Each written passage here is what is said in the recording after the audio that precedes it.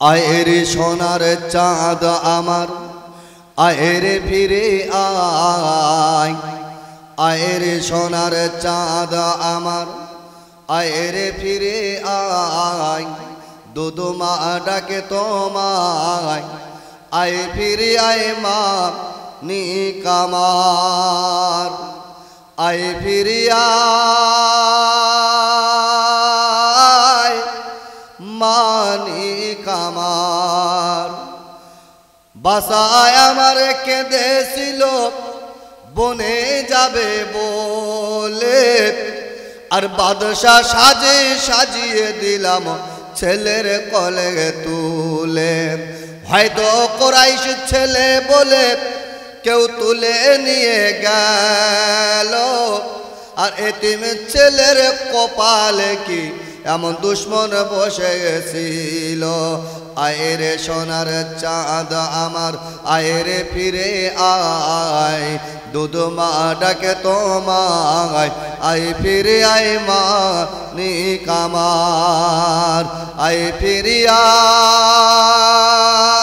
আয় মা নিকামার পাগলিনী যেতে যেতে বলে শুধু হায় রে আর বাঁচা তোরে এখনো খুঁজে কোথায় আমি পাই রে বনে বনে পাহাড়ে আজ এটা ওটা যাই রে বাঁচা তোর বিঘিনে মোর জীবনে বাঁচা বড় দায় রে আয়ের সোনার চাঁদ আমার আয়ের ফিরে আয় দুদুমা ডাকে তোমায় আয় ফিরে আয় মা নিকামার আয় ফিরে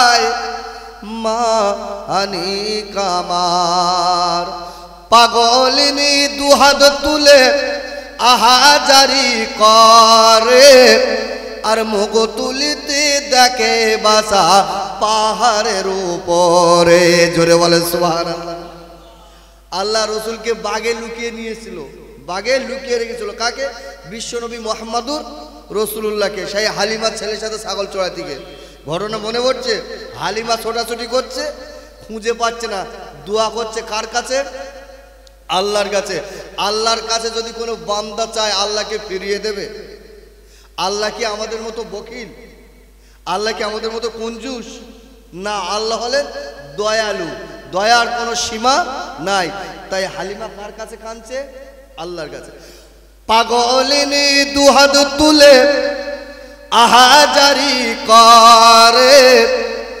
আর মুখ তুলিতে দেখে বাসা পাহাড়ের উপরে ছুটে গিয়ে মা জননী বুকে জড়িয়ে ধরে আর বলে বাঁচা তোরে কে নিয়ে যায় আমার হতে দূরে আয়ের সোনার চাঁদ আমার আয়ের ফিরে আয় দুদুমা ডাকে তোমায় আয় ফিরে আয় মা নিকামার আয় ফিরে আয় মা নিকামার আল্লাহ হুম্মা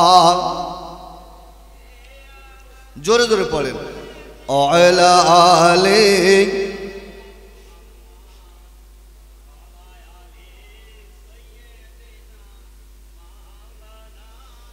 ওগো কাজ করিতে গেলেন নবী ওগো কাজ করিতে ও গেলেন নবী ওই খাদিজা বিবির বাড়িতে আর নবীর প্রেমে হে মগন হল পরকালের আশাতে আল্লাহুম্মা সাল্লি আলা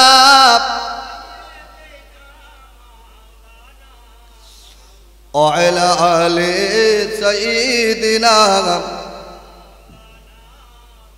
একটু জিকির করেন লা ইলাহা ইল্লাল্লাহ লা ইলাহা ইল্লাল্লাহ লা ইলাহা ইল্লাল্লাহ মুহাম্মাদুর রাসূলুল্লাহ সকলে বলেন সাল্লাল্লাহু আলাইহি ওয়াসাল্লাম মহতারাম মুআজ্জাজ উলামায়ে কেরাম, আজকেরকার এই মাহফিলের মজলিসের জলসার সভাপতি সাহেব, বিশেষ করে আপনাদের মসজিদের যোগ্য ইমাম সাহেব ভাই, স্টেজে বসে থাকা আমার মাওলানা সাহেব ভাই, সামনে বসে থাকা আমার দিন দরদি মুসলমান আব্বাজান ও ভাইয়েরা, পর্দার অন্তরে আমার মা ও বোনেরা, রব্বুল ইজ্জত রব্বুল আলামিনের দরবারে লাখো কোটি শুকরিয়া যে আল্লাহ পাক রব্বুল আলামিন আমাদের মতো কিছু জান্নাতি মানুষকে, রসুলুল্লাহর কথা মিথ্যা নয়, রসুলুল্লাহ বললেন এটা হলো রিয়াজিল জান্নাহ, আমরা সেই কথা মতো জান্নাতে বাসিন্দা হিসেবে জান্নাতের বাগানে আমার আল্লাহ আমাদেরকে বসার মতো তৌফিক দান করেছেন। তার জন্য একটু শুকরিয়া আদায় করে বলি আলহামদুলিল্লাহ। যে নবী, যে রসুল, যে হাবিবকে না সৃষ্টি করলে তামাম কায়নাতকে সৃষ্টি করতেন না, আমরা শরিয়াত, দিন, কোরআন, হাদিস কিছুই পেতাম না, সেই নবীর প্রতি হাজার হাজার দরুদ ও সালাম বর্ষিত। সকলে বলেন আল্লাহুম্মা আমিন। ভাই দেখেন, পৃথিবী জুড়ে যত জাতি মানুষ বাস করে, যত কোয়ালিটির মানুষ বাস করে, সব থেকে বেশি চালাকি করে মুসলমান। কারা? মুসলমান। এদের ধান্দা কম খরচে বেশি খাবো, ভালো খাবো, সবসময় ধান্দা কি? কম খরচে বেশি খাবো, ভালো খাবো। আর এ যার জন্যে বিশ্ব জুড়ে মুসলমান মার খাচ্ছে না, খায় না। তবে অতি চালাকের গলায় দড়ি, অতি চালাকের গলায় দড়ি। চালাকি করা ভালো না, সরল মনের মানুষ হওয়া ভালো। চালাক হওয়া ভালো নয়, চালাকি করা ভালো নয়, সরল মনের মানুষ হওয়া ভালো। সরল মানুষের কোনো দোষ থাকে না, থাকে একটা কথা বলি, দেখে চালাকি করলে সবাই মারবে কিন্তু মুখ খুলতে পারবে না। আপনাদের এই রামচন্দ্রপুর এলাকার একজন ছেলে বিরাট চালাক, বিরাট বুদ্ধিমান, সে কোনোদিন সোজা কথা বলে না, যা কথা বলে আঙুল ঘুরিয়ে বলে, মানে বুঝতে গেলে একটু দেরি হয়। এখন এই যন্ত্রে একটু চোখের ডিস্টার্ব হয়েছে। কি হয়েছে? চোখের ডিস্টার্ব হয়েছে। যারা বাইরে ঘাটে ঘুরপাক খাচ্ছে তাদের উদ্দেশ্য করে বলছি, কেন এখানে তো তাবারক হচ্ছে, তাবারক তো দুটো খেতে হবে। কখন এসে খাবো? সে শেষবার এসে খাবো। এখন একটু বাড়ি বউকের সাথে গল্প করবো, শালি টালি এসে তাদের সাথে একটু গল্প করবো, একটু মেলাঘাটে ঘুরবো, তারপরে এসে খাবো। এই যারাই বাইরে ঘাটে ঘুরছে আমি তাদের উদ্দেশ্য করে বলছি। এখন চোখের একটু ডিস্টার্ব, ডাক্তারখানায় গিয়েছে। এখন ডাক্তারবাবু ভালো করে মেশিন দিয়ে চেক করে বলছে, বাবু তোমার চোখের একটু পাওয়ার কমে গেছে, একটু পাওয়ার চশমা লাগালে চোখ ভালো হবে। তাহলে হুজুর লিখে দেন, ডাক্তারবাবু লিখে দেন। আচ্ছা, আমরা যারা এখানে বসে আছি কেউ কিন্তু হেউরো গোমড়া নয়, আমরা সত্যিকারে ভালো ইমানদার বুদ্ধিমান মানুষ বলে আমরা এই জায়গায় এসে বসেছি। এখন আপনারা বুকে হাত দিয়ে বলেন তো, চোখে চশমা দিলে চোখ ভালো হয় না আরো খারাপ হয়? হ্যাঁ, আরো খারাপ হয়। এখন ডাক্তার বাবু লিখে দিয়েছে এই 50 পাওয়ার চশমা তুমি তৈরি করে সব সময় চোখে দেবে, আল্লাহ চোখ ভালো করবে। যাও বাবা যাও। এখন 50 পাওয়ারের চশমা, কাগজটালে চশমার দোকানে গিয়েছে, দোকানদারকে বলছে, বাবু আমার একটা চশমা করে দেন, ফর্ম চেক করো। ফর্ম চেক করেছেন, চেক করে বলছি এই ফর্মে আমার চশমাটা বানিয়ে দেন। খরচ কত হবে? বলছে এই 600 টাকা মতো খরচা হবে। কত পাওয়ার? ডাক্তারবাবু লিখে দিস কত? 50। ওয়াজ কিন্তু বুঝতে হবে, 50 পাওয়ার চশমা। এখন এ তো খুব চালাক, এ তো সোজা কথা সোজা বলে, একটু বেঁকিয়ে বলে। বলছে তাহলে ডাক্তারবাবু বলো দিন, 50 পাওয়ারের চশমা যদি 600 টাকা খরচা, 100 পাওয়ারের চশমা কত হবে? 100 পাওয়ার যদি দিলে তাহলে সেও 600 টাকা খরচা হবে। তাহলে হুজুর যদি আমি ওইটা 150 পাওয়ার নিই তাও 600, তাহলে 200 পাওয়ার নিলে তাও 600, তাহলে আমি টাকা তো কম পাওয়ার লোক, তুই 200 মার, 200 মার। চালাক লোক না। এখন 200 পাওয়ার চশমা লাগে না। আচ্ছা সত্যি কথা বলেন দিন, 200 পাওয়ারের চশমা যদি চোখে দেয়, ও ভালো রাস্তা দেখতে পাবে না, গাড্ডাওয়ালা রাস্তা দেখতে পাবে। ছোট ছোট গাড্ডা, ও এই শুধু লাভ চাই রে, কেন মনে হচ্ছে বড় বড় পুকুর পড়েছে। বাজারে গিয়েছে, চশমা চোখে বাজার গিয়ে দেখছে পুঁটি মাছ বিক্রি হচ্ছে, ওর চোখে এরকম বড় বড় কাতলা মাছ দেখাচ্ছে। কেন? পাওয়ার বেশি। পুঁটি মাছ কিনে বাড়ি এনে বলছে ভালো করে টক না, ধনে পাতাতে ঝোল কর খাবো, হলার ভর্তি করবো। এই হলারের জন্যে সমাজ শেষ হচ্ছে, হচ্ছে না হয় না? এই এই হলা রান্না কর, এখন বউ রান্না করছে, এ যন্ত্র চশমা খুলেতে গা ধুতে গেছে, গা হাত পা ধুয়ে যন্ত্র খেতে এসে চশমা খুলেতে খাওয়ার সময় বউ ভাত তরকারি দিয়েছে, মাছ ঝোল দিয়েছে। এখন কি মাছ ঝোল দিয়েছে জোরে বলো? পুঁটি মাছ। আর ও এনেছিল কি মাছ বলে? বলছে রে ছোট মাছ খাওয়া কেন? কাঁটা মাছ, সে কাতলা মাছ কই?